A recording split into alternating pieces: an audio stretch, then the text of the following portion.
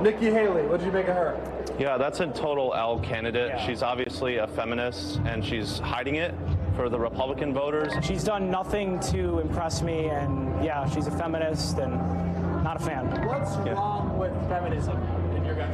So feminism is one of the biggest anti-women movements on the entire planet, and it's also one of the biggest lies. It's empowering women to be super independent and, you know, do these certain things, when in reality we need to bring them back to the kitchen. Let's be honest, they're happiest at the home. We need to bring the families back together. The foundation of society is a family. And if you want to destroy the family, what do? Get the women out of the home. Okay, NBC's Vaughn Hillyard is following this for us and joining us now. My gosh. I'm kind of a little awestruck by what I just heard there. That's sexist language, and saying something that was wrong with feminism, saying that women need to be back in the home, back in the kitchen, going out of the home is what destroys a family. I can't even believe I'm hearing that in this day and age from a young person. Right. Are you surprised by that? No. Okay. I think the hardest part, if I may, or one of the harder parts of my job of being a political reporter and going out and talking to folks at events, is trying to have a discussion about policy and substance. But that's not policy and substance. What you just said, that's sexist. Yeah. That's just, it is, we are so far beyond that line of thinking, yet you heard that individual. He's 20 years old. There is a subsect of the American population where young people are growing up in homes where that is their view of how this country should be. And that event there, Turning Point USA, this organization that is putting this on, they are a massive organization that has raised more than hundreds of millions of dollars over the last several years.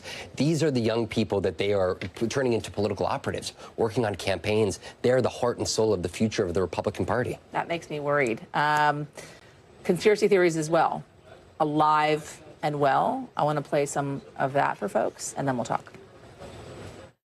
But it is clear that the election is stolen. If you look at it from a logical standpoint, it's hard to believe that that many people voted for Biden. The media stole the 2020 election. The minute that Donald Trump was sworn into office, the media, CNN, many other outlets, including NBC, I would argue, have said things where they've slandered the approach and messaging, and they've argued that Donald Trump is this most horrible, awful person, basically equivalent to Hitler. That's where the election started to be stolen. Yes, I think January 6th might have been an inside job. Yeah. Yes, I do believe it was some sort of inside job, especially at the time being. It was perfect to set Trump up for disaster. I don't think it was an insurrection. There wasn't much violence. I definitely know you're not surprised by any of that. That spans every age of the Republican Party right now, reiterating really the lie of the former president of the United States, Rudy Giuliani, and others that continue to say the election was stolen in 2020. Right.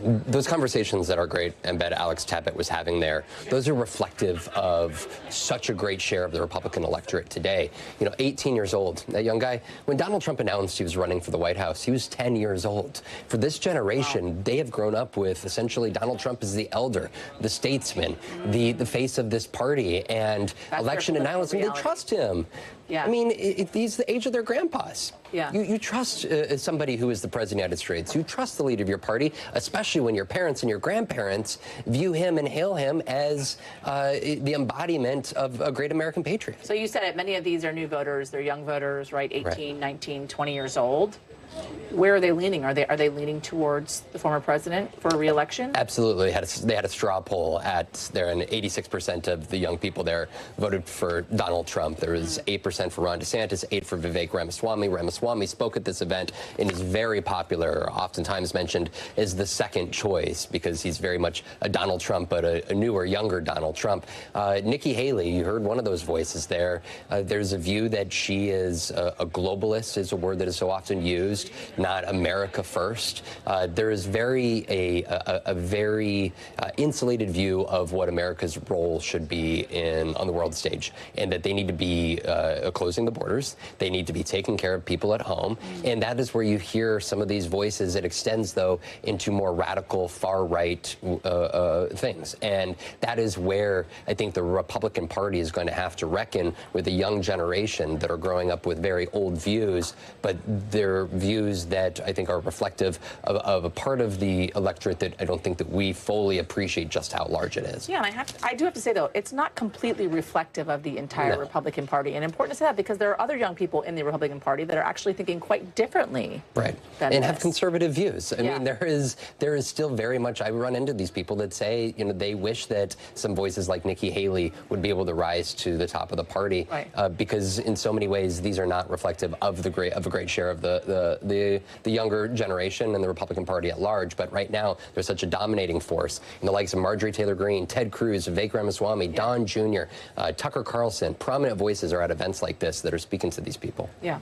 Thanks for watching. Stay updated about breaking news and top stories on the NBC News app or follow us on social media.